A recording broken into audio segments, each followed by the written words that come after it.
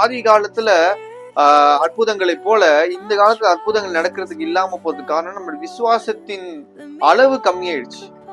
அங்க நூற்றுக்கு அதிபதின்ற ஒரு ஆள் வந்து ஆண்டவர்கிட்ட கேட்பான், என்னோட வீட்டுல ஒரு வேலைக்காரன் வந்து இதுவா இருக்கான், அவனை வந்து நீங்க சுகமாக்குங்கன்னு சொல்லுவான். அப்ப ஆண்டவர் சொல்லுவாரு நான் வரேன்னு சொல்லும் போது அவன் சொல்லுவான், இல்ல நீங்க வரதுக்கு நான் பாத்திரம் அல்ல, நீங்க ஒரு வார்த்தை சொன்னா போதும் சுகமாயிரும் அப்படின்னாரு. அப்போ நூற்றுக்கு அடிப்படை விசுவாசம் என்னவா இருக்கு பாத்தீங்களா?